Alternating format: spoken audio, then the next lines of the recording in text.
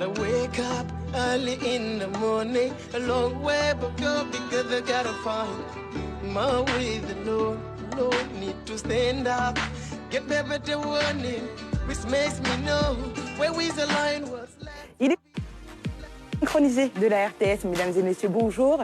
Merci de rester fidèles à ce magazine Quinquilibre. Vous avez fait le bon choix, un bon cocktail de l'information et également de la bonne humeur. Nous sommes le lundi 6 novembre 2023. Vous allez retrouver les capsules quotidiennes, le bulletin d'information ainsi que la gymnastique avec notre coach Tandara et le coach Bou. Sans oublier les chroniques qui nous accompagnent ce matin. C'est celle de Abdul Aziz Ban, le sport et également les tendances avec Toumani Faye.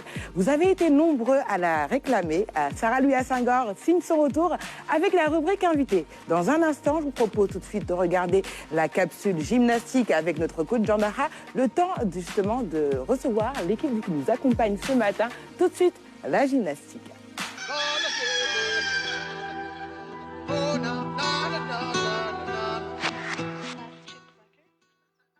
Mesdames et messieurs, bonjour à tous. Merci de rester fidèles à votre émission Quinquilibre.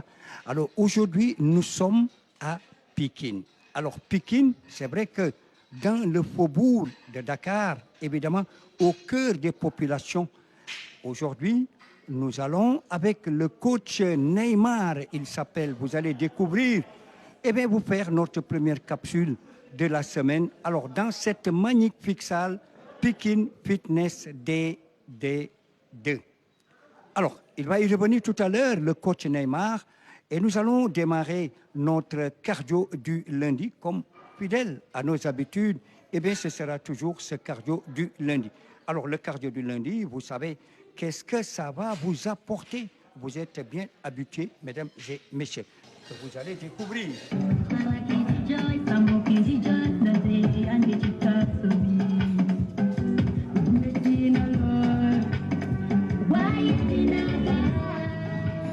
Alors, l'échauffement qui va bientôt finir, c'est des étirements, c'est un peu des élongations.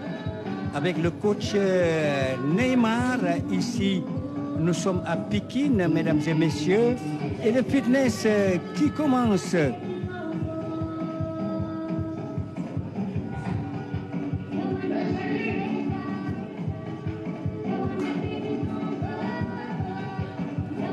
Alors, à Pikine Fitness D2, allez, le coach Neymar qui est en train de faire ce boulot et ça va partir avec la troupe. Allez, on y va.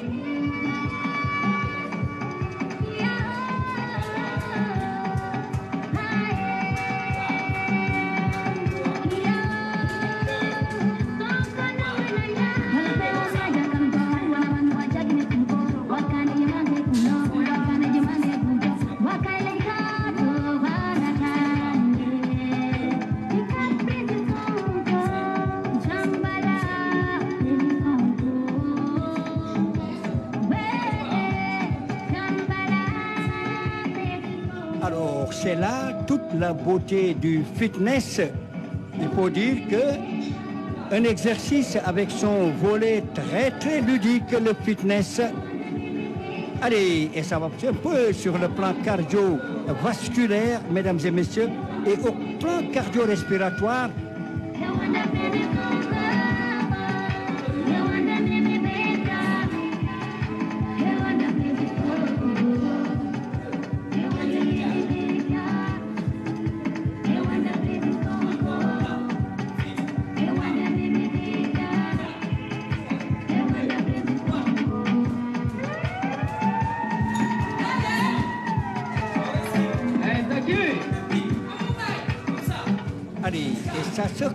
Ça se corse encore avec le groupe et le coach Neymar. Alors je rappelle que nous sommes à Pikine.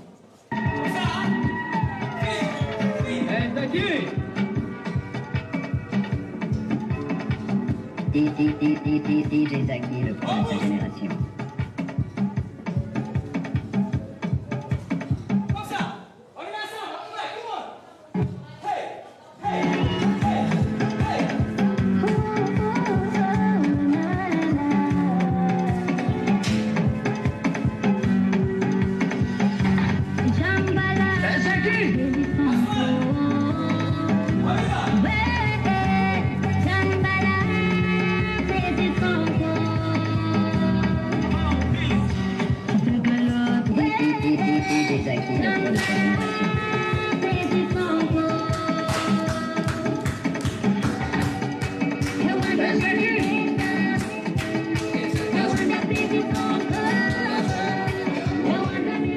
Voilà, mesdames et messieurs, c'est terminé. Alors, coach Neymar, merci à vous. Merci à tout le groupe. En tout cas, nous avons été très ravis avec ces exercices cardio sur la base de fitness. Alors, je vous félicite. C'est magnifiquement bien fait avec justement une dominante des demoiselles. Alors, ça fait véritablement beaucoup de bien. Alors, mesdames et messieurs, le rendez-vous demain mardi, Inch'Allah. C'était justement la capsule gymnastique avec notre coach Tandara. À demain, Inch'Allah. Nous sommes en direct sur la Une, mais également sur nos différentes plateformes digitales, la page Facebook Kinkeliba, mais aussi la page Facebook RTS. Vous pouvez également suivre ce direct sur l'application RTS. Je vais accueillir à présent l'équipe qui m'accompagne ce matin. Abdelaziz Ban, Toumani Faye, également notre invité du jour. Et je vais accueillir la grande Sarah Louya Senghor. Sarah Louya, comment vas-tu? Bonjour Anta, je peux faire le tour? Non, je vais t'arrêter ce matin. Bon. Comment vas-tu? Très bien. Ça va? Oui. Très heureuse de te retrouver. Bien, sans se faire la bise. Bien sûr. On montre aux téléspectateurs à quel point je suis plus grande que toi. Je crois que c'était le but de Marfous Diop en me demandant de m'arrêter là avant d'aller m'installer en plateau. Très bien. Tu signes ton retour avec la rubrique invité? C'est ça, pour accompagner un tout petit peu nos invités, également coordonner le magazine. Alune est en congé et donc du coup, on va faire ça en attendant qu'ils nous reviennent. Exactement. En tout cas, on passe un bonjour à Alioune Badarakan qui nous suit sans doute. Alors tout de suite, je vais proposer de découvrir le contenu des différentes chroniques qui nous accompagnent ce matin. Je peux faire le tour et aller m'installer? Oui, on sort ça. Merci beaucoup, ma chère Anta. Le contenu de ta chronique de ce matin. Alors, ce matin, pour ce lundi, je vous propose 3 sujets, bien sûr. Pour mode et tendance, le premier sujet portera sur l'historique un peu du mboubou africain, d'où ça vient, etc. On revenait un peu sur le mot boubou, qui est un mot wolof, etc. Et on va parler également de la modernisation du mboubou africain et donner l'exemple d'une créatrice sénégalaise justement qui, un peu partout dans le monde, met en avant le mboubou africain à sa manière et terminer avec le teaser de Miss Sénégal France qui a 2024 bien sûr. Mais juste quelques images pour vous donner une idée des différentes candidates qui vont représenter justement les Sénégalaises en France. Voilà. Effectivement, et ce sera justement dans la seconde partie de ce magazine. Abdelaziz Ban, merci de servir le Kinkeliba ce matin. Tu peux un peu nous définir le contenu de ta chronique? Oui, Anta, on va parler de football avec le Mondial U17 qui démarre ce 10 novembre. On va également parler du match du Sénégal contre le Soudan, match qui va jouer à huis clos, avec la réaction du président de la Fédération sénégalaise de football. Également parler des résultats de Ligue 1, résultats de Ligue 2, mais également parler de la finale de la Coupe du Maire qui s'est jouée ce samedi à Gorée. Très bien, merci beaucoup. Et très riche ce matin. Oui. C'est des habitudes voilà. Alioune Badarakan, malheureusement. Ou heureusement, j'ai envie de vous dire. Tu n'es pas là ce matin. Alors, qui est-ce qu'on reçoit ce matin, Sarah? Écoute, je vais d'abord dire encore une fois que je suis très heureuse de retrouver toute l'équipe de la matinale et puis les téléspectateurs également. Vous m'avez manqué d'une certaine manière, mais c'est important de temps en temps de prendre des congés pour se reposer. On revient mieux et révigoré.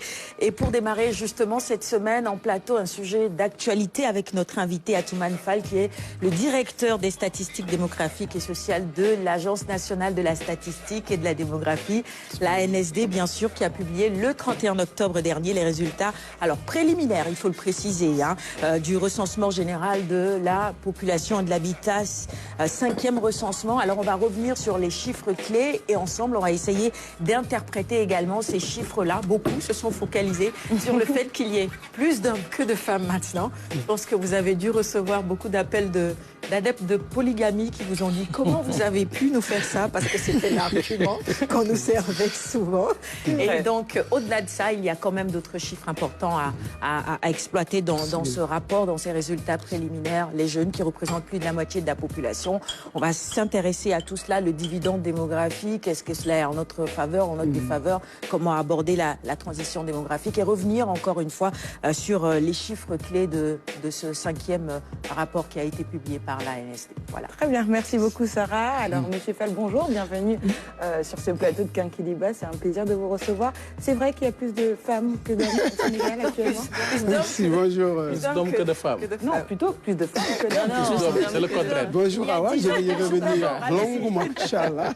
On parle longuement parce que Il est là pour nous c'est long, éclairer, mais je suis là justement. pour ça. Donc, soyez pas pressés, j'arrive. Voilà. Bonjour Awa, bonjour Anta, ok. Oui. Bonjour Anta, Sarah, Abdelaziz Ban et Toumani, dont le nom est dans le mien.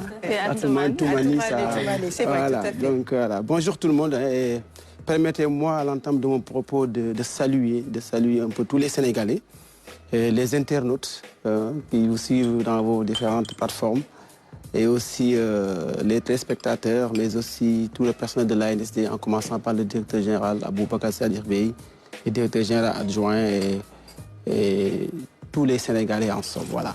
Très bien. Alors, plus de femmes, plus d'hommes? Oui. Donc, vous commencez par cette question-là. Oui, c'est vrai. Hein, donc, nous avons réalisé un recensement, le 5e du genre. Hein, notre premier recensement, nous avons réalisé en 1976. C'est le premier recensement du Sénégal, indépendant. C'est vrai que ce recensement-là a révélé beaucoup d'informations. Hein, parce que, vous le savez, nous sommes dans une société en pleine mutation. Donc, c'est normal qu'on sort des chiffres et que ça choque un peu. Ça, c'est normal. Maintenant, plus d'hommes que de femmes, oui. Oui, ça surprend le Sénégal lambda, mais pas nous. Oui, parce que les gens se disent, avec tout le phénomène de l'immigration irrégulière qu'il y a, qu'est-ce qui s'est passé en 10 ans pour que le nombre d'hommes dépasse le nombre de femmes? Oui, pour analyser ça, je remonte un peu plus loin, au recensement de 1976. On était à 94 hommes pour 100 femmes. OK, donc les femmes étaient beaucoup plus nombreuses que les hommes. Mais plus on avançait, il y avait le recensement de 2002, on a perdu 2 points. Le recensement de 2013, on est à 99. Donc là, on a frôlé l'équilibre. 99,6, c'était presque l'équilibre. Donc si j'ai résumé, j'allais dire que c'est 100%. 100 hommes, 100 femmes. Mais malheureusement, ça n'a pas pu quand même éveiller un peu les Sénégalais pour qu'ils puissent regarder qu'est-ce qui se passe. En fait, ce qui s'est passé, c'est qu'en 2023, nous avons eu plus d'hommes que de femmes. Ce qui l'explique, c'est simple. Il naît plus d'hommes que de femmes. D'accord. Exactement 105 garçons pour 100 filles. Ça, c'est admis, c'est scientifiquement avéré, c'est un constat. On ne sait pas pourquoi, mais c'est dans tous les pays du monde. Ça varie selon les pays. Mais dans tous les pays du monde, il naît plus de garçons que de filles. Certains scientifiques ont essayé d'expliquer, donner des explications à ça. Il paraît que le fœtus masculin est plus résistant que le fœtus féminin. Et aux premières heures de la vie, aux premiers jours de la vie, donc il y a une surmortalité du fœtus féminin. Et là, c'est ce qui montre pourquoi on a plus de garçons et de filles, 105%. Maintenant, pourquoi ça s'est renversé au Sénégal? En fait, c'est ça la tendance normale. Dans une population, il doit y avoir plus d'hommes que de femmes, puisqu'il naît plus de garçons que de filles. S'il n'y a aucun choc, si tout se passe bien, tout le monde grandit, rien ne change l'évolution des choses, normalement, il doit y avoir plus d'hommes que de femmes dans la population, puisqu'il naît plus de garçons que de filles. OK? Maintenant, ce qui s'est passé, c'est que, je vous disais tout à l'heure que le fœtus masculin était plus résistant, mais au premier âge de la vie, jusqu'à 10 ans, là, c'est les filles qui sont plus résistantes et résistent mieux aux maladies que les garçons. Et là, jusqu'à 10 ans, les choses s'inversaient. Vers 10 ans, en tout cas entre 5 et 10 ans, ça s'inversait et on trouvait plus de garçons que de filles. Et plus de filles que de garçons. Et ce qui l'explique encore, c'est que il y avait beaucoup de maladies qui décimaient un peu la jeune population, c'est-à-dire la population de 0-5 ans. C'est pourquoi d'ailleurs, il y a beaucoup de programmes qu'on a mis en place. Et ces programmes-là ont marché. Ça a marché et la tendance est inversée. C'est-à-dire la surmortalité masculine qui était là a disparu. Oui. Maintenant, les garçons survivent, de même que les filles. C'est ça. Mais puisqu'il y a plus de garçons que de filles, donc la tendance est maintenue jusqu'à 18 ans. C'est bien clair, c'est jusqu'à 18 ans. Jusqu'à 18 ans, on a plus de garçons que de filles. Mais au-delà, on a plus de femmes. Au-delà de 18 ans, on a plus de femmes que d'hommes. Donc pour les polygames, voilà, donc vous n'avez pas d'excuses. Sauf que la moitié de la population. Bon, on va y revenir. On ne va pas tout dérouler. En tout cas, merci déjà pour ces quelques explications. Alors, on va justement continuer avec d'autres actualités, notamment hier, avant-hier, a eu justement une immigration clandestine, une pirogue qui a été interpellée par la Marine nationale, 221 migrants, dont un nourrisson âgé de 3 jours. Donc, une dame a eu justement à accoucher en mer. Alors, Sarah, réaction par rapport à ce sujet? Je crois qu'on est tous touchés par cette situation et la recrudescence justement de ces phénomènes qui emportent des vies et des jeunes surtout. On se pose encore la question de savoir pourquoi est-ce qu'on en arrive à se sacrifier ainsi, parce que lorsqu'on décide de partir, je crois que maintenant c'est clair, on est conscient des risques, les gens savent qu'il est possible évidemment de mourir en mer. Alors qu'est-ce qui pousse justement cette jeunesse africaine à se lancer dans ce phénomène? On se pose encore les questions aujourd'hui, on va dire pauvreté, chômage, mais est-ce qu'on en est là aujourd'hui? Est-ce qu'il n'y a plus d'espoir sur notre continent au point que nos jeunes voient leur avenir de l'autre côté uniquement? Il y a même de nouvelles routes, les gens passent par le Nicaragua dans des conditions extrêmement difficiles. Il faut casquer 3-4 millions, je pense, pour pouvoir acheter le billet et aller jusque là-bas. Est-ce qu'on en est là aujourd'hui? Est-ce qu'on a perdu tout espoir? Je ne pense pas. Je crois qu'il faut évidemment réfléchir et trouver des solutions à cela. Mais ces solutions passent également par les discussions que nous avons dans nos familles. Comment est-ce qu'on arrive à sensibiliser tous ces jeunes-là, à leur parler? Ça passe également par les politiques qu'on met en place pour que, au Sénégal par exemple, et on va y revenir, plus de la moitié de la population est jeune, pour pouvoir justement donner à ces jeunes-là un emploi digne et décent, parce que c'est ce que beaucoup cherchent en partant. Et donc il est important aujourd'hui que nos politiques arrivent à trouver des solutions claires. En attendant, on le sait, tu l'as dit tout à l'heure, la marine travaille évidemment, pas seulement ici, mais avec d'autres services frontaliers et d'autres pays également, pour pouvoir stopper ces embarcations et quelque part aussi sauver des vies, j'ai envie de dire, parce que les images font peur, les chiffres font peur également. Il est essentiel aujourd'hui qu'on s'arrête pour trouver les solutions adéquates pour stopper cette immigration irrégulière. Non, je dis ce drame, tout simplement. Ce drame, oui. Alors, Abdelaziz Ban, 221 migrants de plusieurs nationalités différentes. Sarah le disait tout à l'heure, la Marine nationale a fait un travail, il continue à faire un travail extraordinaire. Je pense à ce niveau aujourd'hui, il faut que la Marine puisse faire davantage d'aller en mer pour pouvoir récupérer ces pirogues-là, pour permettre à ces gens de revenir au pays. Parce que déjà, j'ai suivi l'élément, mais on a cette crainte, on a cette peur de voir déjà, quand on voit la dame descendre de la pirogue avec son bébé, tu as mal, quoi. Tu te dis... la chair de poule. Moi, je ne coupe pas, mais c'est ça qui est de plus en plus étonnant aussi. Les femmes, au début, c'était des jeunes hommes. Tout à fait. Actuellement, aujourd'hui, il y a des enfants, des femmes et même des bébés. Qui font le trajet, alors qu'en haute mer, c'est extrêmement compliqué. La dernière fois, j'écoutais quelqu'un parler de... Quand tu vas en haute mer, il y a de ces risques-là. On a même entendu une info avec quelqu'un qui est décédé en haute mer à cause du froid. Donc là, un petit enfant, un bébé de surcroît, en pleine mer avec tout cela, c'est assez compliqué. Moi, je pense qu'il faut continuer au-delà de la sensibilisation, à permettre à la marine de pouvoir arrêter ces embarcations-là, parce qu'on connaît. On connaît les zones de départ et autres, mais quand ils partent, tu ne sais pas l'heure à laquelle ils partent pour aller rejoindre l'Espagne ou le Maroc. Mais c'est assez difficile. Et ça a parlé tout à l'heure du Nicaragua. Un autre problème, ils sont nombreux aujourd'hui, ces Sénégalais qui déboursent jusqu'à 4 millions de francs CFA pour aller au Nicaragua, pour aller aux États-Unis. C'est assez difficile. Je pense qu'il faut continuer la sensibilisation, au-delà de la sensibilisation également, surveiller les côtes pour permettre à la marine de faire normalement son travail. Il ne faut pas oublier que certains sont rapatriés aussi. C'est-à-dire qu'ils arrivaient jusque là-bas pour revenir.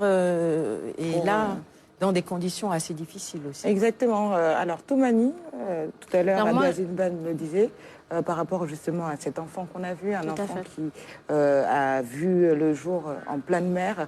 C'est vraiment, on va pas dire déplorable, hein, mais c'est dans des conditions vraiment, on va dire, précaires que cet enfant est né, et c'est beaucoup de risques, avec beaucoup de risques qu'ils prennent justement ces pirogues-là. C'est triste, hein, et moi je vais peut-être rebondir également sur ces femmes-là qui de plus en plus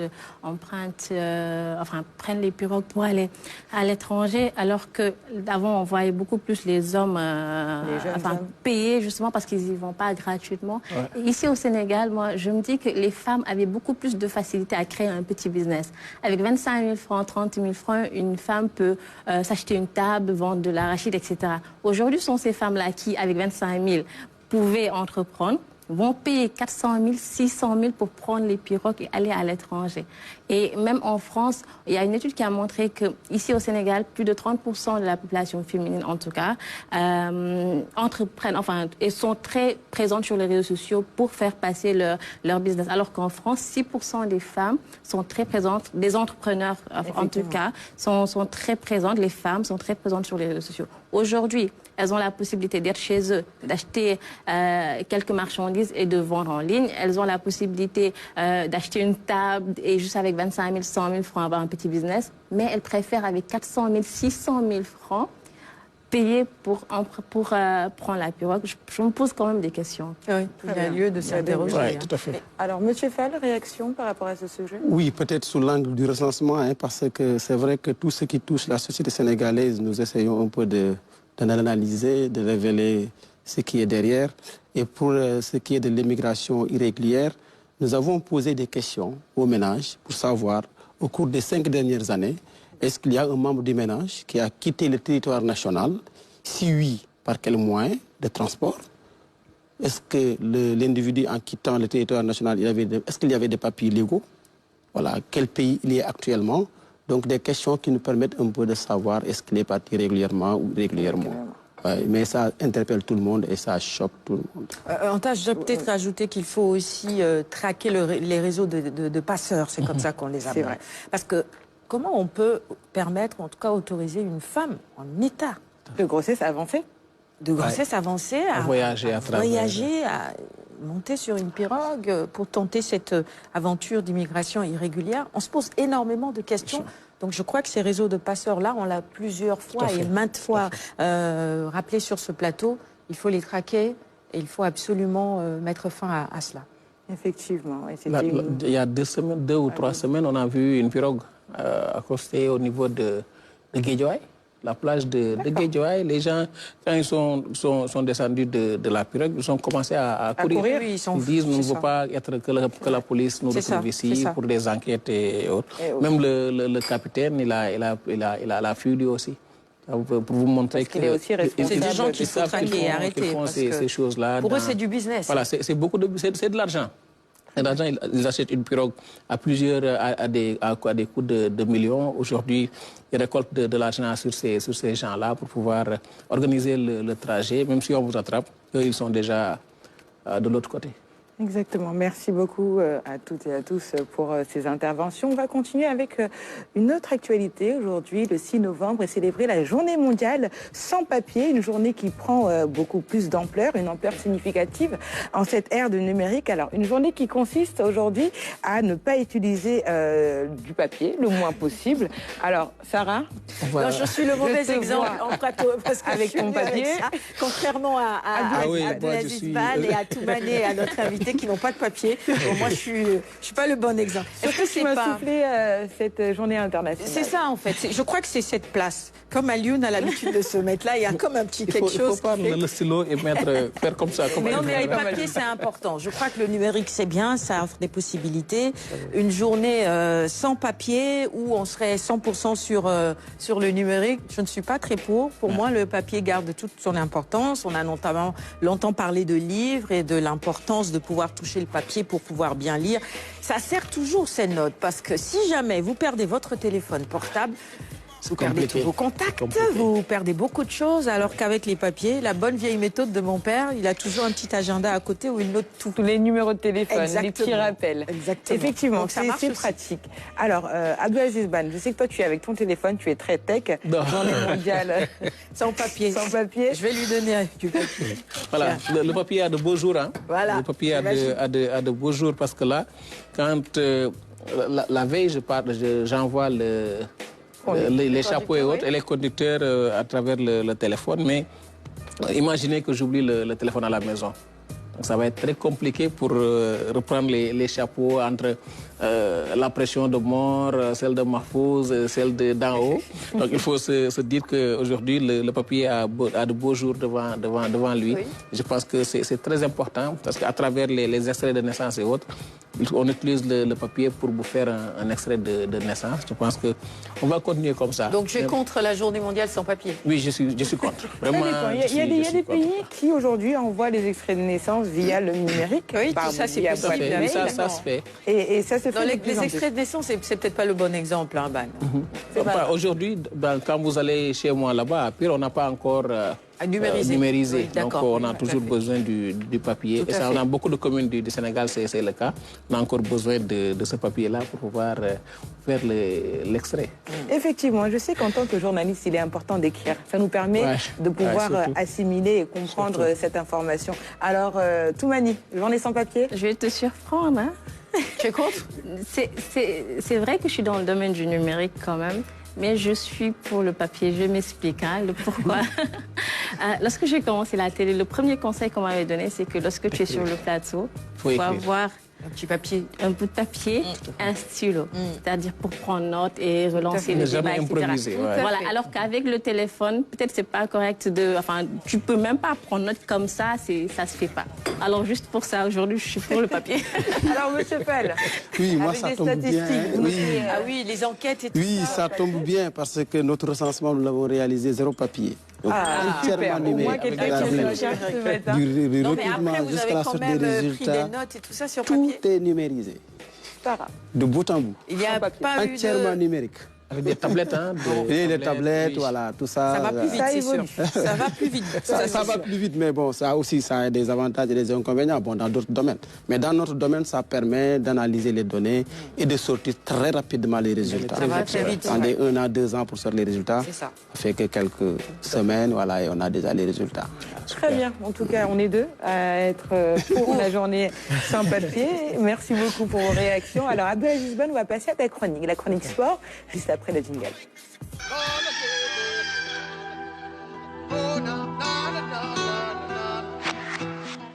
Alors ce matin, on va commencer par le football. Mondial U17, les Lionceaux dans la première ligne droite, dans la dernière plutôt ligne Tout à droite. fait. Ils sont à Bandung et en Indonésie. Et les Lionceaux sont dans la dernière phase de préparation avant la Coupe du Monde prévue du 10 novembre au 2 décembre prochain. Le Sénégal va disputer aujourd'hui un match amical contre un club indonésien avant de jouer son premier match de cette Coupe du Monde le 11 novembre prochain contre l'Argentine. Nous allons écouter le coach Serigne Saliou Dia. Là, on est très bien arrivé en Indonésie. Donc, après un voyage, c'est un voyage qui n'est pas du tout facile. Je pense que l'essentiel, c'était d'arriver très tôt. Et c'est ce que la Fédération plus ou moins permet pour continuer à entamer un peu la troisième phase qui va se dérouler ici en Indonésie. Et je pense que c'est de bon augure. Là, on commence à avoir la pluie. Donc, quelque part, la saison peut démarrer.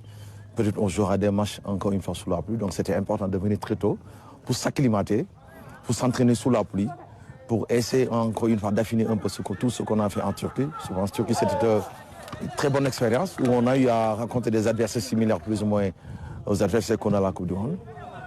Donc là, on va affiner sur des détails qui va se finir par un match contre une équipe locale U19 le 6 et ce qui va nous plonger encore une fois dans une semaine pile, dans 8 jours, le vendredi prochain contre l'Argentine.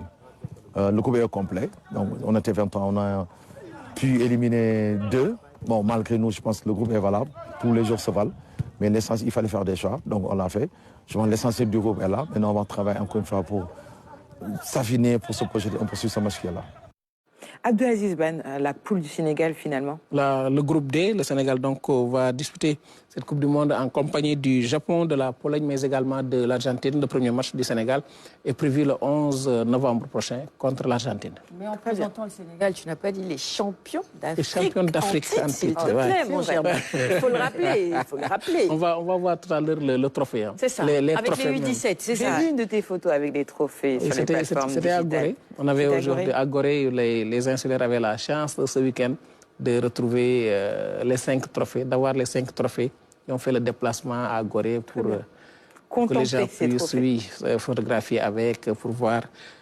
Comme vous êtes le président de la fédération et le maire de Gorée, il disait que chaque fois, les insulaires l'interpellaient par rapport à ça. Vous êtes président de la fédération et on n'a pas encore reçu ces trophées. C'était à l'occasion de la Coupe du Maire. Effectivement. Alors justement, on continue avec l'équipe nationale, les Lions du Sénégal et également champion d'Afrique en titre, n'est-ce pas Sarah? C'est la sélection. Cette fois, c'est la sélection. D'accord. Football éliminatoire mondial 2026, Sénégal-Soudan à huis clos. En application de la décision de la commission de la discipline de la FIFA rendue le 27 avril 2022 après les incidents survenus lors du match de barrage Sénégal-Égypte. On parlait d'incidents, on va parler des lasers. Donc, du 29 mars 2022, la rencontre Sénégal-Soudan, prévue le 18 novembre prochain, sera jouée à huis clos au stade de Maître Abdoulaye Wade. Maître Augustin Senghor, président de la Fédération sénégalaise de football, confirme l'information. Nous l'écoutons. Comme vous le savez, hein, donc il y avait eu quand même un contentieux d'après match Sénégal-Égypte lors du match de qualification de la Coupe du Monde. Il y avait une double sanction, c'était une amende de 112 millions que la fédération avait pu acquitter, mais il restait aussi un match à huis clos. Donc pour la prochaine journée d'éliminatoire de Coupe du Monde, il se trouve que nous sommes dans cette situation lors du match Sénégal-Soudan du 18 prochain. Nous avons écrit à la FIFA pour essayer d'obtenir une remise de cette peine-là, mais la FIFA a informé que c'est une sanction qui devait être appliquée, et donc nous nous soumettons à cette règle. Et malheureusement, je pense que ce match-là se jouera à huis clos. Les Sénégalais ne seront pas au stade, mais ils pourront suivre ce match à travers les canaux audiovisuels, télévisuels, parce que les journalistes, en nombre prévu par la réglementation, pourront être présents. Dans le cadre des accréditations, nous veillerons à ce que la représentation soit équilibrée. Nous travaillerons bien entendu avec l'ANPS et notre département communication pour que la représentation puisse se faire, que vous soyez les relais des 50 000 Sénégalais qui auraient souhaité être là pour ce match Sénégal-Soudan, qui va, d'après les informations qu'on a eues, coïncider avec la 100e de Sadio Mané. Mais malheureusement, ce sera une communion par la voie des médias. Donc, et c'est ça la force aussi des médias que vous êtes. Alors, le match Sénégal-Soudan qui se déroulera le 18 novembre au stade Abdoulaye Wade, mais à huis clos, et les journalistes pourront être présents. Voilà, ils seront les relais, comme l'a rappelé le président de la Fédération sénégalaise de football. Les journalistes vont permettre aujourd'hui à ces 18 millions de Sénégalais 18 millions, c'est ça. De suivre, de regarder ce match et de vivre encore cette rencontre entre le Sénégal et le Soudan. On se rappelle, hein, ce sont donc les lasers qui nous ont valu. Oui, mais ça valait le coup. Mais ça valait le coup de se qualifier à la Coupe du Monde. Je pense que si c'était à refaire, et puis en Égypte aussi, on a passé des moments difficiles. On n'a pas utilisé, bon, on ne justifie pas, mais on n'a pas utilisé ces lasers pour rien. Mais les lasers ont commencé là-bas, je pense. C'est pourquoi nous aussi, on les a accueillis avec la teranga, laser teranga.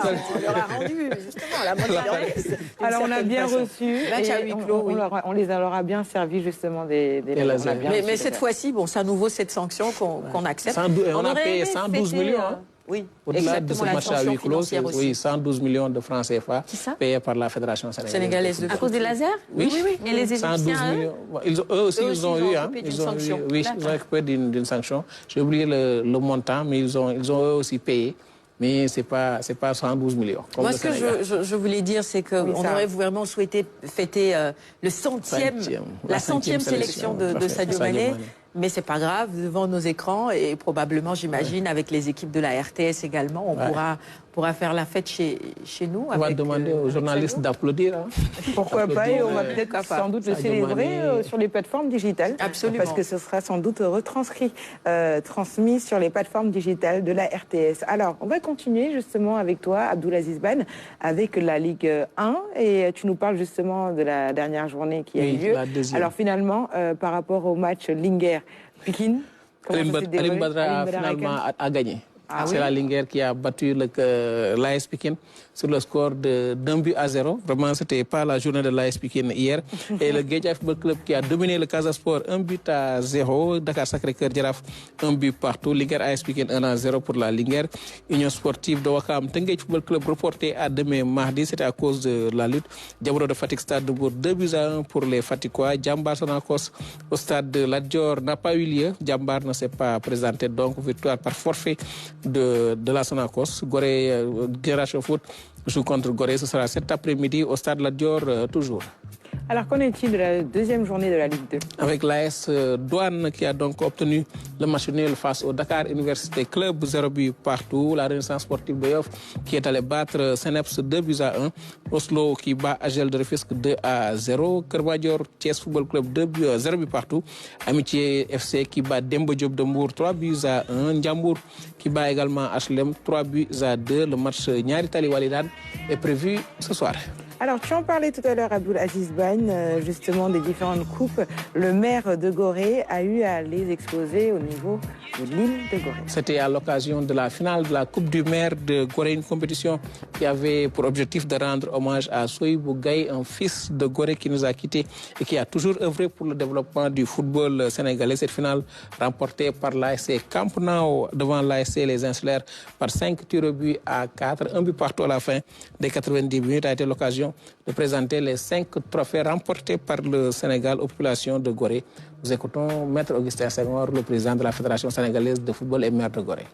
La Coupe du maire existe depuis une vingtaine d'années. C'est une tradition à Gorée.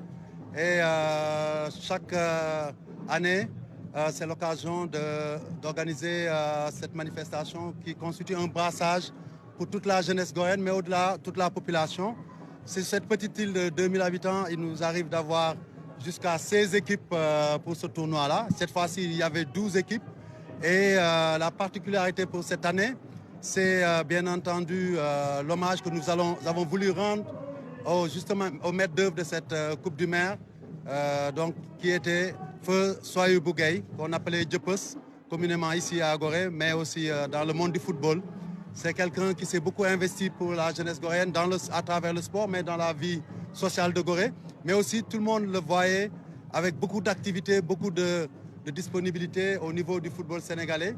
Il travaillait bien entendu à Dakar Sacré, mais il était un de mes proches collaborateurs à la Fédération sénégalaise de football. Il s'est impliqué aussi dans la vie du Nawetan. C'est pour ça qu'on a vu l'ensemble de la zone 1 présente, les anciens de la zone 1 présents aujourd'hui pour lui rendre hommage. Et nous avons vu aussi les anciens internationaux, malgré leur agenda chargé, venir ici pour jouer un match de gala avec les anciens de l'US Gorée, une manière de lui rendre un vivant hommage.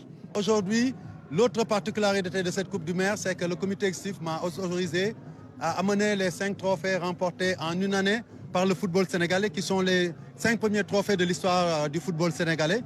Donc nous n'avions pas eu la chance d'accueillir le premier trophée, celui de la CAN. Et donc nous avons pu avoir l'autorisation du COMEX de l'amener ici à Gorée, parce que ça permettait aux Goréens qui me reprochaient chaque fois d'avoir gagné les trophées, mais qu'eux, ils n'ont jamais pu en profiter et les voir. Donc c'est pour ça qu'aujourd'hui, je veux remercier le COMEX, remercier les autorités de nous avoir permis de présenter ces trophées aux Sénégalais. Et je dois dire aussi que même les visiteurs étrangers qui sont arrivés aujourd'hui sur Gorée en ont profité pour se photographier avec les trophées. Et je pense que c'est ça aussi la symbolique de cette Coupe du maire et de ce mémorial Sohibou Gaye. 5 trophées, l'équipe nationale des malentendants ont ouvert la voie avec justement le premier trophée de Coupe d'Afrique des Nations et son champion d'Afrique, les U17, les U20, également l'équipe nationale, l'équipe de beach soccer tous ont raflé justement ce titre de champion d'Afrique. Il n'y a que l'équipe, je pense, des U23 qui n'a pas répondu à l'appel. Oui, non, mais là, c'est une longue histoire de qui on a sélectionné pour mettre dans cette équipe pour pouvoir passer. Si on avait Eliman Ndiaye et Niakhaté, ça aurait fait le John Lopi et tout John ça Lopi aurait également, pu le évidemment capitaine. renforcer cette équipe et nous permettre. Bon, mais c'est pas grave. Les va- compétitions qui vont venir. Tout à fait, ce n'est que partie on a remise. une belle équipe, hein, Tout à fait. avec vraiment la Tout à relève fait. qui est bien préparée. Et puis avec le match dont on parlait tout à l'heure, Sénégal-Soudan, c'est ça, le 18. oui. Si on a battu le Cameroun. Ouais, Bon, on a- en principe, même si le public ne répond pas, je pense que logiquement, on devrait Tout à fait, pouvoir tout à fait. s'imposer, n'est-ce pas, Van? Surtout, le Sénégal a cette capacité-là de pouvoir, si on reçoit même ces matchs au niveau de Dakar, de pouvoir dompter son adversaire, imposer son jeu et de gagner face à cette équipe soudanaise. C'est ça. Mais ça reste du football, mais on est le Sénégal, comme on le dit. On a nos 5 trophées, on va... Qu'on peut compter J'ai vu avec les 5 doigts de la beaucoup main. de Goréens prendre les photos et faire comme ça la dernière fois. C'était l'image magnifique. C'était magnifique. Alors, Monsieur Fall, réaction par rapport justement à ces 5 trophées qui ont été exposés au niveau de l'île de Gorée. Ah, c'est génial, hein. Nous tous, je crois, on a vibré. Hein. On a vibré. Et, le Sénégal, je crois, a tout raflé. Ouais. Voilà. Donc, vraiment, c'est génial. Que ça continue, parce que la CAN en Côte d'Ivoire arrive. On veut un nouveau trophée. On croise les doigts. On croise les doigts, en tout cas, pour gagner ce trophée pour la 2e fois consécutive. Pourquoi pas. On continue avec toi, Abdelaziz Ban, avec une autre discipline, le handball. Le Sénégal prépare les championnats du monde. La compétition concerne les dames et le Sénégal prépare activement ces championnats du monde. Le compte à rebours a démarré pour les Lions qui vont affronter la Suède, la Croatie et la Chine, car nous sommes à quelques 20 jours de cette compétition. Sambou Biagui est le chargé de communication de la Fédération sénégalaise de handball. Le compte à rebours a bien commencé. Les championnats du monde féminin, avec le Sénégal qui va participer pour la 2e fois à cette grande compétition, à ce grand rendez-vous du handball mondial. Pour rappel, le Sénégal s'était qualifié à Dakar en décrochant l'une des 4 places réservées en tout cas à l'Afrique. Le Sénégal va continuer sa préparation ces quelques jours qui restent, parce que le Sénégal va participer à un tournoi en France. Ce sera véritablement dans ce mois-ci, à quelques jours justement de son départ pour la Suède, où le Sénégal va évoluer. Alors, là, nous avons suivi le TECIO, qui a été en tout cas une occasion pour le Sénégal également de se préparer pour cette grande compétition. Maintenant, ce qui reste, c'est que les joueuses sont confiantes et sont conscientes en tout cas des enjeux de cette compétition. La Fédération sénégalaise de handball est en train de tout faire pour véritablement mettre les Lions dans des conditions, dans de très bonnes conditions, en relation avec bien sûr le ministère des Sports.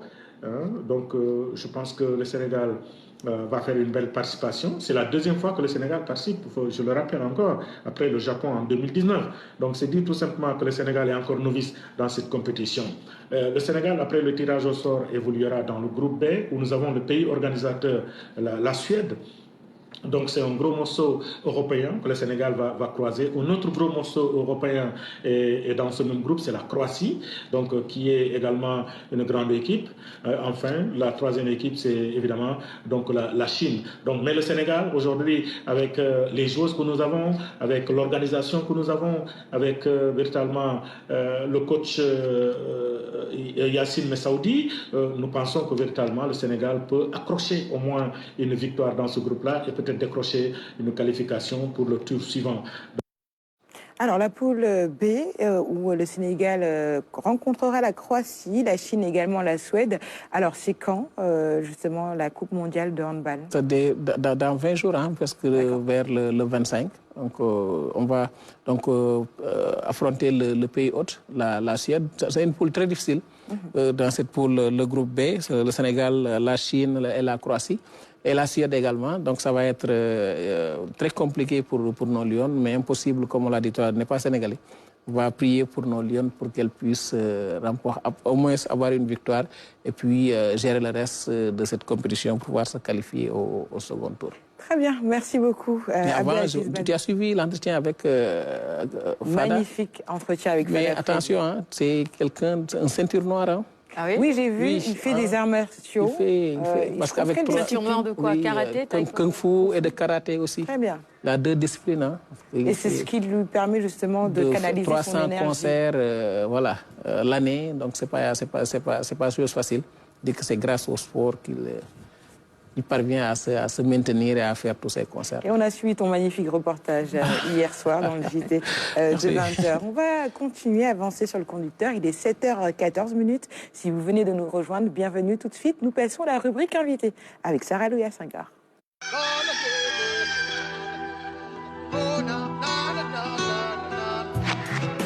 Ce matin, nous recevons en plateau M. Atoumane Fall. Il est directeur des statistiques démographiques et sociales de l'ANSD. Sarah Louia Senghor, c'est à toi. C'est pas grave. J'ai juste oublié la veste noire et la cravate. En général, les lundis, c'est le noir ou le gris avec allure. Merci beaucoup, ma chère Anta. Alors, nous sommes 18 millions de Sénégalais. C'est les résultats préliminaires de la dernière enquête sur du recensement général de la population et de l'habitat. Les chiffres sont de l'Agence nationale de la statistique et de la démographie. Une croissance, une hausse 10 ans après 2013. Alors avant de rentrer dans les chiffres, on va peut-être revenir sur la méthodologie parce que sur les réseaux sociaux, on a vu beaucoup de gens se plaindre et dire qu'ils n'ont pas été recensés. Alors comment est-ce que ces opérations ont été organisées? Comment se font de manière générale les recensements et particulièrement cette 5e édition où le numérique a été véritablement au cœur? Oui, merci Sarah et je vous remercie aussi pour l'invitation. Ça permettra un peu d'expliquer aux Sénégalais parce que, comme le disait l'autre, ces jours-ci, on fait le buzz, même si ce n'est pas souhaité. Véritablement. Voilà.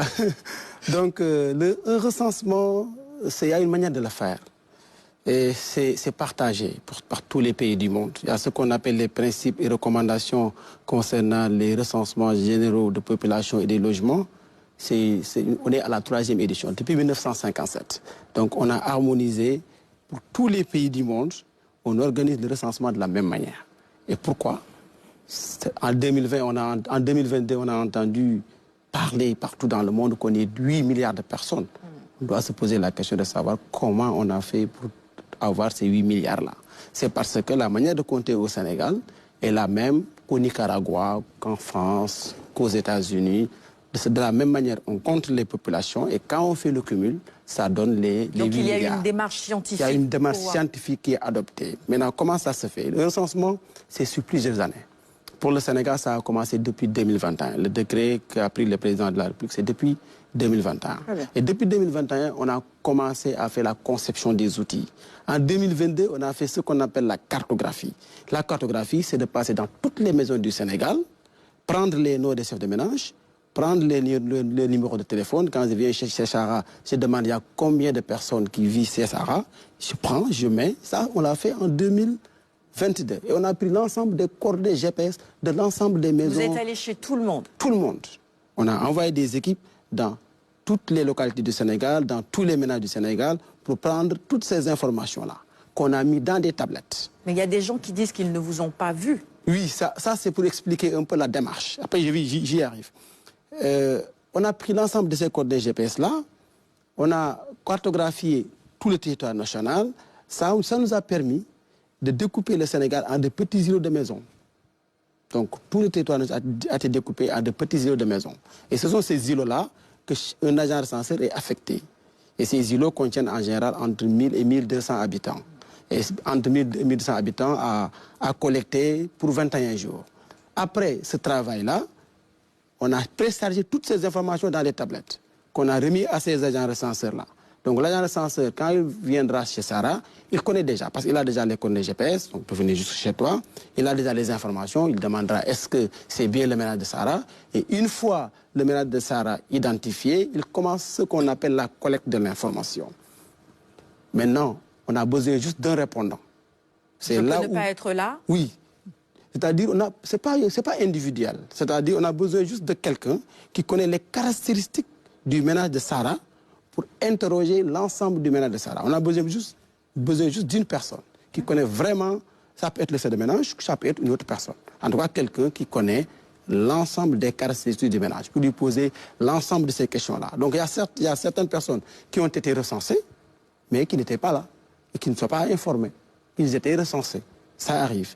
Mais aussi, il faut savoir qu'un recensement n'est pas exhaustif. On n'est pas parfait. Ça, c'est Dieu qui le dit. On n'est pas parfait. Donc quelqu'un qui est imparfait, qui a été créé à partir de l'imperfection, ne peut pas faire quelque chose de parfait. Donc il y a une petite marge d'erreur, mais en termes de taux de couverture, on est à combien? Comme toute œuvre humaine, c'est perfectible. Mais on a un taux de couverture aujourd'hui qui fait des jaloux. On a un taux de couverture de 96,4%. Je donne juste un exemple. En 2013, on avait un taux de 94%. En 2002, il y a 20 ans, excusez-moi, on avait un taux de 95%. Donc on a fait un bond en termes de taux de couverture. Et aujourd'hui, parmi les pays du monde, nous faisons partie de ceux qui ont fait les meilleurs taux en termes de couverture de recensement. Donc il y a un taux d'émission de 3,8% de personnes qui n'ont pas été recensées. Quand vous avez un taux de moins de 5%, on demande d'ajuster la population, c'est-à-dire de faire des ajustements pour ajouter le manque à gagner dans la population totale. Nous, on a un taux qui a dépassé les 95%. Donc on est à moins de 5%. Donc on n'était pas obligé d'ajouter ce manque à gagner-là, ces omissions-là. Mais quand même, on les a ajoutés. Donc les 18 30 473, c'est exactement l'ensemble de la population sénégalaise. Donc ceux qui n'ont pas été recensés, qu'ils sachent qu'après le recensement, il y a ce qu'on appelle l'enquête post-censitaire, qui a permis d'évaluer le recensement. On le fait dans tous les pays. Après le recensement, dans les 3 mois qui suivent, on nous demande de réaliser une enquête post-censitaire pour évaluer le recensement. Et de cette enquête post-censitaire, on sort le taux de couverture. Et avec cette technique qu'on a, avec l'enquête post-censitaire, ça nous permet d'ajuster la population et d'atteindre les 100%. On est passé de 14 millions à... De 15 508 757 à 18 30 473. Une hausse d'à peu près 4 millions... Oui, 4 500 de personnes s'est augmenté dans la population. Oui, tu sais... À quoi est-ce que cela... On entre dans une population que par décès ou par naissance ou par migration. C'est-à-dire vous quittez un pays pour venir s'installer sur le territoire sénégalais, là la population augmente. Ou bien par décès. On sort par décès ou par émigration. Maintenant, la différence entre les décès, plus de naissance que de décès, et ceux qui entrent sont supérieurs au... Voilà, donc c'est ce qui explique un peu. Donc il y a un taux de croissance. Le Sénégal augmente, la population augmente de 2,9% de recensement en recensement. C'est ça qui explique un peu pourquoi on est passé de 13 500 à... les entrées dans la population sont supérieures aux sorties. Voilà. On peut aussi dire tout simplement que la santé, sur le plan de la santé, il y a eu des avancées qui permettent aujourd'hui aux gens de vivre un peu plus longtemps également. Est-ce que ça aussi, ça pourrait être une raison à évoquer pour expliquer cette hausse? Oui, pour aller en profondeur peut-être dans l'analyse, ce qu'il faut expliquer, c'est qu'il y a les progrès de la médecine. Au Sénégal, particulièrement pour le taux de mortalité infantile-juvénile, c'était très élevé. On est passé de 157 en 92-93, aujourd'hui à 37 décès pour 1000 naissances vivantes. Alors qu'on était à 157 en 1992-93. Le dernier EDS, ce sont des enquêtes qui révèlent ça. Le dernier EDS que nous menons cette année est encore meilleur. Donc il y a vraiment des progrès dans le domaine de la médecine. Mais n'oublions pas aussi que le Sénégal est un pays attractif. Les gens y entrent. Aujourd'hui, si vous regardez les pays qui nous entourent un peu, je crois que le Sénégal attire un peu par rapport à sa stabilité et aussi à son bond économique aussi que nous avons noté ces dernières années. Absolument. Alors, une dernière question peut-être, parce que je sais qu'il y a d'autres questions sur le plateau également. La moitié de la population, et ça aussi c'est un chiffre qui a interpellé beaucoup par rapport à ces résultats qui ont été publiés, la moitié de la population a moins de 19 ans, c'est ça? On est une population très très jeune. Donc la population qui est dépendante, elle est très importante. Est-ce qu'on peut, avec ces chiffres-là, encore profiter, j'ai envie de dire, du dividende démographique? Oui, d'abord la jeunesse de la population. La population est jeune parce qu'il y a le taux de mortalité qui baisse. Il y a le taux de natalité, la fécondité qui baisse, mais pas au même niveau que le taux... En fait, le taux de fécondité baisse très lentement, alors que le taux de mortalité chute. Donc vous voyez. Donc on est toujours autour de 4 à 5 naissances par femme? Non, on est maintenant à 4,7. À 4,7. Le DS 2019, on est à 4,7. Alors qu'en 86, on était à 6,4. Donc vous voyez cette baisse.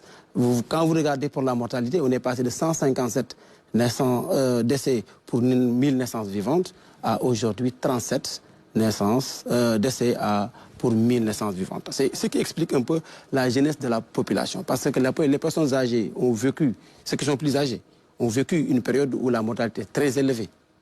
OK? Mais la population aujourd'hui, actuelle, jeune, moins de 15 ans, ont vécu une période clémente où la mortalité a baissé. Donc c'est ce qui explique un peu qu'il y a moins de décès alors que le taux de fécondité ne baisse pas trop. Mais plus de jeunes, plus de problèmes ou... Non. Moi, je pense que, vous savez... Parce que c'est une population dépendante. Oui, les pays asiatiques ont tiré profit aujourd'hui de ce qu'on appelle le bonus démographique.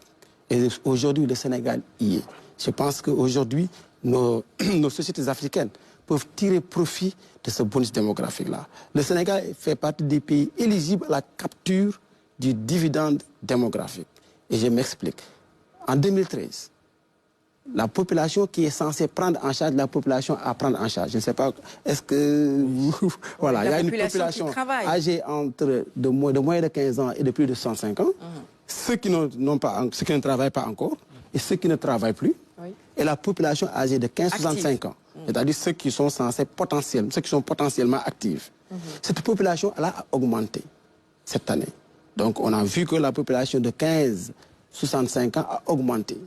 Et ce sont la population de 0-15 ans qui sont venus ajouter à cette population-là. Cette population de 0-15 ans a baissé. Donc la population à prendre en charge a baissé. La population qui est censée prendre en charge a augmenté. Donc si aujourd'hui, on a des politiques qui nous permettent d'éduquer cette population, de leur permettre d'être productive, de leur permettre d'avoir de l'emploi, assurer leur formation professionnelle, soit aussi en très bonne santé. Parce que aussi pour être productif, il faut être en bonne santé. Si on parvient à le faire, le Sénégal peut tirer profit de ce bonus démographique-là et accéder à l'émergence. D'autres pays l'ont fait, d'autres pays, particulièrement les pays asiatiques.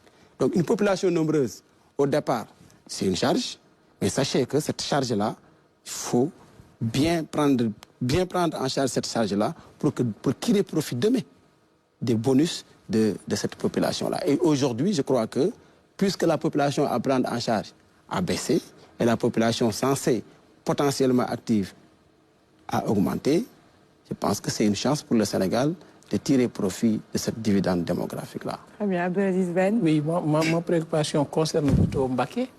Mbacké, aujourd'hui, la localité la plus peuplée. Qu'est-ce qui peut expliquer aujourd'hui cette nouvelle tendance vers Mbacké? Dakar a perdu. Oui, bon, je ne peux pas dire comme ça que Dakar a perdu, parce qu'aujourd'hui, Dakar était deuxième. Il n'y a que 2 départements du Sénégal qui ont plus de 1 million d'habitants. Cette année, c'est Dakar et Mbacké. En 2013, il y en avait aussi 2. C'était toujours Dakar et Pékin. OK? Donc, ce qui a changé, aujourd'hui, je crois que Dakar est resté à sa place. Dakar est 2e département le plus peuplé du Sénégal, comme en 2013. En 2013, c'était Pékin qui était le premier département le plus peuplé. Mais Pékin a perdu sa place, parce qu'il y a aussi l'événement de la départementalisation de Keur Massar. Donc, il n'y a que Parcelles Jaxaay, qui est une commune de Keur Massar, qui ne faisait pas partie de l'ancien Pékin. Sinon, toutes les autres communes faisaient partie de l'ancien Pékin. Si l'ancien Pékin était resté, on serait aujourd'hui à 1,5 million, alors que Mbacké est à 1,3 million. Donc si Pékin n'était pas, si il n'y avait pas la départementalisation de Keur Massar, Pékin serait aujourd'hui le premier département du Sénégal. Mais aussi, Mbacké, il faut vraiment que les Sénégalais prêtent un œil à Mbacké. Parce qu'en fait, le département de Mbacké est tiré par Touba. Touba augmente d'une manière exponentielle. C'est pourquoi, d'ailleurs, aujourd'hui, on trouve le département de Mbacké, qui est 65% de la population de Diourbel, est représenté par le département de Mbacké. Aujourd'hui, le département de Mbacké est devenu premier département le plus peuplé du Sénégal, du fait que sa population augmente de par la migration, parce que les gens quittent d'autres localités pour venir s'installer dans le département de Mbacké, à travers Touba. Et Pikine a été, il y a Kermassar qui a sorti des flancs de Pikine. Donc, naturellement, le département de Pikine est devenu 3e et le département de comment dirais-je, de Mbacké. Voilà, il y a aussi autre chose qu'on n'a pas analysé, c'est le département de Rufisque, qui a presque doublé en 10 ans, qui a presque doublé. On est à 68% d'augmentation du département de Rufisque. Et c'est normal, avec Diamniadio, Sangalkam, tout ça, c'est de plus en plus les gens s'installent là-bas avec les nouvelles villes. Voilà, absolument. Toumani? Alors, par rapport à la population, lorsqu'on parle de la population sénégalaise, on est d'accord qu'on parle des habitants du Sénégal. Maintenant, est-ce que lorsque vous faites le recensement, vous prenez en compte ces étrangers-là qui n'ont ou pas la nationalité sénégalaise? Et si c'est le cas, donc, si on dit que les hommes sont plus nombreux que les femmes, parmi ces hommes-là, il y a des étrangers, des Guinéens, des Burkinabés qui sont au Sénégal et qui font partie de ce recensement. Donc finalement, ce ne sont pas que les hommes sénégalais qui sont beaucoup plus nombreux que les femmes, mais ce sont les habitants avec tous ces étrangers-là qui sont plus nombreux que les femmes au Sénégal. Excellente question, Toumani. En fait, quand on fait le recensement, on compte tous les résidents du Sénégal. Donc les 18 30 473, c'est l'ensemble des résidents sénégalais, qu'ils soient de nationalité sénégalaise ou étrangère. Maintenant, en décembre, nous allons sortir la population par nationalité et on saura le nombre de Sénégalais, le nombre d'autres nationalités, voilà, et on saura comment... Il y a des gens qui attendent beaucoup ce chiffre-là. Oui, en fait, actuellement, c'est les résultats préliminaires, comme vous l'avez dit tout à l'heure. C'est juste les résultats globaux. Voilà, et ensuite, en décembre, Inch'Allah, on aura des résultats beaucoup plus détaillés. Et on est d'accord que la diaspora ne fait pas partie de ce recensement-là. Oui, comme je l'ai dit tout à l'heure, quand vous faites un recensement, vous le faites pour le territoire national. Maintenant, ceux qui sont en France seront recensés quand il sera agi de recenser la population française. Donc c'est ce qui fait que quand on fait la somme pour avoir 8 milliards, il n'y aura pas de double compte. Très bien. 7h31, si tu veux, on s'arrête là ou... on passe au clip du jour. Très bien. 7h31. D'autres questions dans la deuxième partie. Alors, merci beaucoup à Toumane Fall pour ces éclairages. Très bien, et nous passons tout de suite au clip du jour. Soufflons un peu en musique. C'est l'heure du clip. Your attention, please. Please do not smoke in the terminal building. Thank you.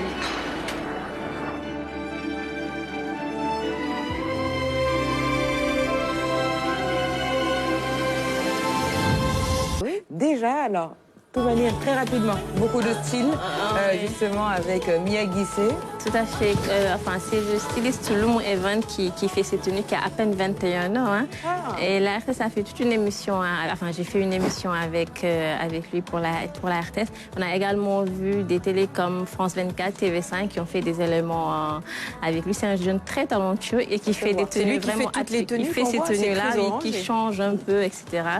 Il fait également pour de grandes stars aux États-Unis et aujourd'hui, les artistes ici au Sénégal, en Afrique également, se rapprochent de lui. Il est très jeune, machallah. Et très talentueux également. Comment on pourrait traduire le titre? Lankotina, ça veut dire que ça, c'est Papé Cher, non? Oui, c'est un titre très célèbre de Papé Cher. Et d'ailleurs, elle a fait un petit clin d'œil à Papé Cher dans justement ce titre Lankotina. Tout de suite, je vous propose de suivre le bulletin d'information proposé par la rédaction de la RTS. On se retrouve juste après.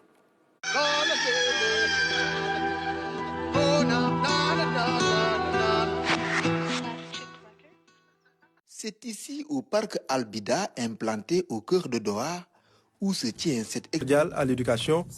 Il garantit aux pupilles une assistance, un suivi psychopédagogique et un développement harmonieux tout au long de leur cursus scolaire. C'est le président de la République, Macky Sall, a instruit le gouvernement, au-delà de veiller à la prise en charge des pupilles, à élargir donc leur champ d'intervention, mais surtout à assurer, au-delà des orphelins déclarés pupilles, la prise en charge d'au moins 720 orphelins avec une cagnotte financière de plus de 106 millions. De 2012 à maintenant, à travers l'Office, le gouvernement a mobilisé au moins 7 milliards de francs CFA pour assurer le soutien et la prise en charge des 1024 pupilles de la nation. Très satisfaits du soutien et de l'assistance de l'Office, les récipiendaires ont profité de cette cérémonie pour exprimer toute leur satisfaction. Ils promettent de persévérer dans l'excellence. Cette démarche est à saluer car elle s'inspire dans une dynamique d'encouragement des pupilles et de promotion de l'excellence afin de consolider l'accompagnement et l'assistance de l'État du Sénégal à notre profit. Cette fête de l'excellence est initiée depuis 2015 par l'Office national des pupilles de la Nation. La structure ambitionne de produire dans les années à venir les meilleurs élèves au niveau national.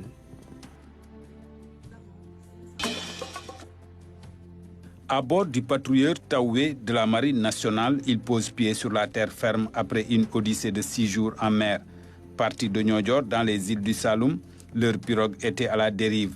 Secourus à 70 km au large de Saint-Louis, ces candidats à la migration irrégulière sont au nombre de 221, dont 12 Guinéens et 54 Gambiens. Durant les dernières 36 heures, près de 530 migrants ont été débarqués ici à la base. Et globalement, nos opérations de lutte contre l'immigration irrégulière ont permis le secours de plus de 7200 migrants durant l'année 2023. Et les opérations se poursuivent. Selon les autorités de la Marine nationale, de plus en plus de pirogues connaissent des difficultés en mer. Certaines se perdent, d'autres sont à la dérive vers les côtes. Et cela s'explique principalement par un changement de la météo. Donc il y a eu une période où la météo était plus calme. Cette période est terminée. Et aujourd'hui, nous avons une mer qui est agitée et nous avons des courants qui sont défavorables aux pirogues qui tentent de gagner les îles Canaries. C'est donc dire que les conditions météorologiques et environnementales ont drastiquement changé et qu'il est particulièrement dangereux aujourd'hui de tenter de gagner les îles Canaries par la mer. Autre constat fait par les autorités de la Marine nationale, le nombre croissant. Oui, le boubou africain. Oui. On est connu au Sénégal pour vraiment faire de très beaux boubous avec beaucoup de finition. C'est ça. C'est un peu la marque de fabrique de nos dames ici au Sénégal. Absolument. D'ailleurs, on trouve les bons bazins au Mali. Les coutures se font ici au Sénégal. Et le Sénégal est connu et réputé justement pour ces boubous-là. Le travail qui est fait surtout, parce que c'est ça qui fait toute la différence. Et un peu partout en Afrique de l'Ouest et même en Afrique centrale, je connais beaucoup de commerçantes qui font ça. Elles font les boubous ici au Sénégal et ensuite elles vont commercialiser en Afrique centrale aussi.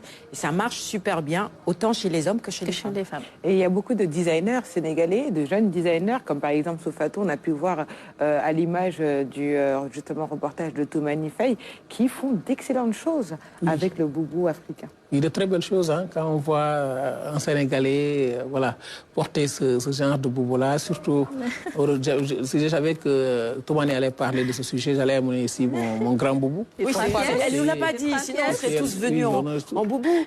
J'allais dire à notre invité aussi, à Toumani de venir en boubou. Toumani, tu aurais pu. Je pense que c'est une excellente chose de voir ces Sénégalais-là investir ce domaine et puis montrer de telles belles choses, montrer également que le Sénégal regorge de talent. Tout ce genre de créateurs vont nous permettre aujourd'hui de porter ces boubous, surtout nous qui sommes à l'antenne.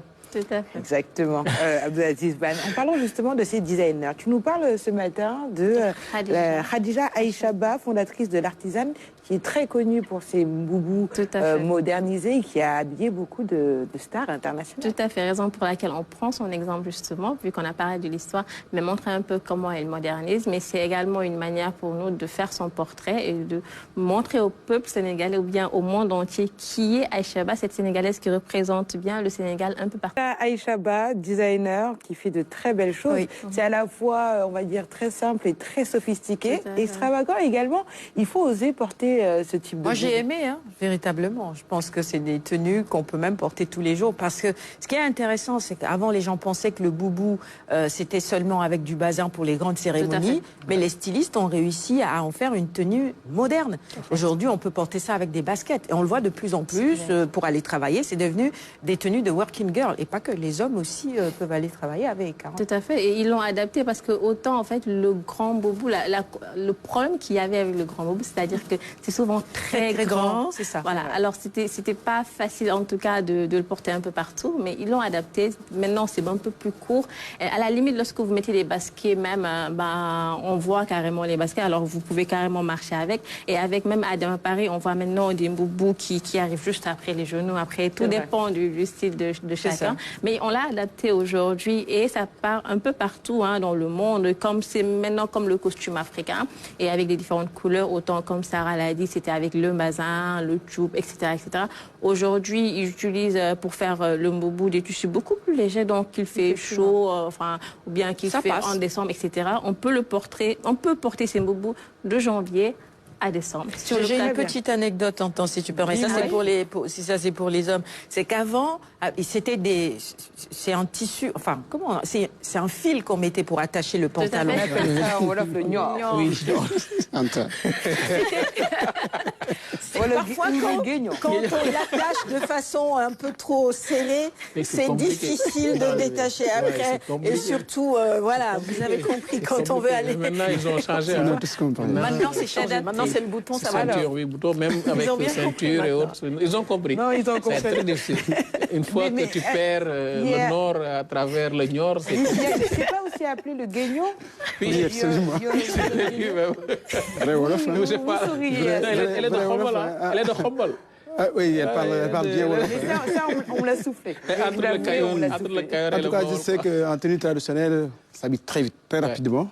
Alors quand c'est en tenue moderne, tu prends plus de temps. C'est ça, absolument. Et d'ailleurs, je pense que c'est Khadija Echaba qui a sorti la tendance boubou basket. Alors on va continuer avec un autre sujet, Miss Sénégal France, alors qui se déroulera très prochainement. Tout à fait. Et là, je vous propose des images pour vous montrer un peu ces candidates à Miss Sénégal France. Alors je rappelle, c'est juste un teaser, mais on reviendra là-dessus pour faire tout un élément et présenter chaque candidate, mais un peu pour que les Sénégalais voient un peu ces candidates qui vivent. Il faut savoir que par contre, ce sont les habitantes en France, des Sénégalais qui sont en France. Voilà, alors ce sont souvent des étudiantes qui sont là-bas, ou bien qui sont mariées là-bas, etc., ou bien qui sont même nées là-bas, mais qui sont de nationalité sénégalaise, parce qu'elles sont Miss Sénégal. Donc, vu qu'elles sont Miss Sénégal, ça veut dire qu'elles représentent le Sénégal. Et parmi les critères, justement, pour être Miss Sénégal, il faut être de nationalité sénégalaise. Très bien. Alors, elles habitent en France, mais elles sont de nationalité sénégalaise et peut-être d'origine sénégalaise aussi, tout simplement. Alors, ce sont ces images-là que je vous propose. Vous allez peut-être un peu comparer avec les candidates qu'on a ici au Sénégal. Moi, je les trouve très belles. Chacune est belle à sa manière. Ban a fait son choix. Il a voté pour les C'est une belle manière. Après, c'est une belle manière de montrer la couleur noire. Même ici au Sénégal, ça fait partie des critères justement de sélection des candidats de Miss Sénégal, tout simplement. Il faut avoir la peau noire ou bien la peau naturelle, ne pas se dépigmenter. Après, c'est vrai que là-bas, elles ont beaucoup plus de facilité peut-être à ne pas noircir, etc., avec le temps qu'il fait là-bas. Mais l'essentiel, c'est de garder sa couleur de peau intacte. Maintenant, à vous de juger. Moi, j'ai déjà choisi ma Miss. C'est laquelle? Non, elle est passée très rapidement. Je garde le secret. Mais j'en ai choisi déjà une. Très bien. En tout cas, merci beaucoup, Toumani Faye, pour tes éléments de ce matin. Miss Sénégal France 2024, ce sera une affaire à suivre avec toi. Tout à fait. La semaine prochaine? Voilà. Très bien. Alors, Sarah Louia, je te laisse. On termine avec l'invité, c'est ça, avec d'autres questions très rapidement parce qu'on est à 5 minutes, c'est ça, de la fin de l'émission, il est 7h55. On parlait de diaspora, je vais rebondir là-dessus. Le recensement de la diaspora sénégalaise est également prévu, n'est-ce pas? Oui, avec le ministère des Affaires étrangères, oui. C'est sûr qu'on fera un recensement des Sénégalais de la diaspora, puisque c'est seulement les résidents sénégalais qui ont été recensés pour ce recensement national-là. Très bien. Et en ce qui concerne les résultats définitifs justement de ce 5e recensement général de la population, vous parliez du mois de décembre, c'est ça? Je dirais en 3 phases. Donc, nous avons les résultats préliminaires qui viennent de sortir. On aura les résultats provisoires en décembre Et après, au courant de 2024, après avoir recueilli l'ensemble des commentaires et observations, on aura les résultats définitifs qui seront postés et publiés partout. Vous savez que les gens vous attendent sur le pourcentage d'hommes et de femmes. On espère que d'ici là, les choses vont peut-être changer à votre niveau. Non, ça ne changera pas. Parce qu'en fait, ce qui est sorti, c'est les résultats globaux, mais c'est des choses solides qui ne changeront pas. Il n'y aura pas grand changement. Oui, alors, mais dans le monde, il y a plus d'hommes que de femmes. 102%. 100% femmes. 102 hommes pour 100 femmes. Et sur les délais justement de ces opérations d'enquête et de recensement, là il a fallu 10 ans. Est-ce que c'est toujours le cas? C'est chaque 10 ans? Comment c'est organisé? Oui, c'est une recommandation des Nations Unies. Le Sénégal a légiféré en la matière, c'est-à-dire dans notre SNDS, Stratégie nationale de développement de la statistique, c'est bien inscrit. Le Sénégal a l'obligation, et c'est une loi, l'obligation de réaliser un recensement tous les 10 ans. On a fait en 2013, on l'a respecté heureusement, le calendrier statistique. Pour faire le clin d'œil de l'autre côté là. Le calendrier statistique a été respecté, donc on a fait en 2013, en 2023. Et en 2033, on aura un autre recensement. Pour terminer très rapidement, je rappelle que vous êtes le directeur des statistiques démographiques et sociales de l'ANSD. L'ANSD, ce n'est pas que les enquêtes sur la population et la démographie, c'est aussi des enquêtes sur le taux de pauvreté. Oui, plein d'autres domaines. PIB, on vient de terminer l'enquête harmonisée sur la pauvreté, qu'on vient de terminer. Il y a l'enquête EDS, démographe et de santé, qu'on vient de terminer. Il y a l'enquête sur le tabagisme, qu'on vient de commencer. Il y a aussi les VBG, on parlait tout à l'heure des donc les violences sexuelles faites aux femmes là. Donc ça aussi, donc on a tellement d'enquêtes. Et aussi à le côté économique avec les PIB, le taux de croissance. Ces enquêtes sont commanditées généralement par l'État du Sénégal, c'est ça? Oui, par l'État et par les bailleurs. Mais pour le recensement, c'est 99% réalisé par le budget, avec le budget de l'État. Financé par le donc budget. vraiment, là, nous tenons aussi à remercier l'État du Sénégal pour son soutien. Il n'y a que 1% pour les PTF. Oui, parce qu'il a fallu des moyens pour faire ça, puisqu'il fallait des tablettes et tout ça. 23 milliards à peu près. Mais 23 milliards. Mais sur 4 ans. 23 milliards sur 4 ans. Sur 4 ans. Voilà, c'est 30 000 agents recenseurs. Qui ont été recrutés spécialement pour l'occasion, c'est ça? Très bien. En tout cas, merci beaucoup. Bon, elle l'a dit 3 fois, ça veut dire qu'il est l'heure. Des gars sympathiques, hein, j'en ai rencontré. Celui qui venait à la maison, ce sont des gens Ils sont venus chez toi? Oui, Toumani, tu les as vus aussi ou pas? Non, pas chez toi. Qu'ils ont vu papa, mais moi je les ai pas vus. On est dans le même Anta, on est dans le même quartier, je les ai pas vus non plus. Bon, chez moi, si, aussi. Les 3 je les ai vus. Je les ai même vus 2 fois. Deux fois. Parce que les voisins n'étaient pas là, donc il était obligé de revenir. C'est ça, tout à fait. Mais Anta et Toumani, on vous a intégré. D'accord, on vous dira tout à l'heure où est-ce qu'on habite. Comme ça, au moins, on recevra un agent à vous, sans doute, dans les prochains jours. Alors, Kinkeliba tire à sa fin. Merci Sarah Louya, c'était un plaisir de te recevoir ou même de partager ce plateau avec moi. Plaisir partagé, beaucoup ma chère de commentaires sur notre page Facebook. Ah oui. Les fidèles téléspectateurs t'ont manqué. C'est sûr. Et tu leur manquais, j'imagine bien. C'est sûr, c'est réciproque, ils le savent. Très bien, merci beaucoup Abdelaziz Ban. Merci Toumani. Merci Anta. Merci beaucoup Monsieur Fall d'avoir répondu à notre invitation. Excuse-moi, il faut que je fasse une petite dédicace à Tata Khadi qui nous regarde en ce moment. Elle est fan de Toumani et ce matin elle nous suit aussi, donc excellente journée. Excellente journée. Excellente journée également à El Hadji Wagan Bey, qui est tout simplement le fils de Mohamed Bey, qui fait partie de l'équipe de Kinkeliba, qui fête son anniversaire ce matin. Nous te souhaitons une longue vie, grandie en sagesse. Tu disais? Le maire de Ziguinchor. Le maire de Ziguinchor. Bonne journée également à Mohamed Fadal Ndiaye qui nous suit depuis Sali. Joyeux anniversaire à lui également. Kinkeliba tire à sa fin. L'information continue sur le site rts.sn. À demain.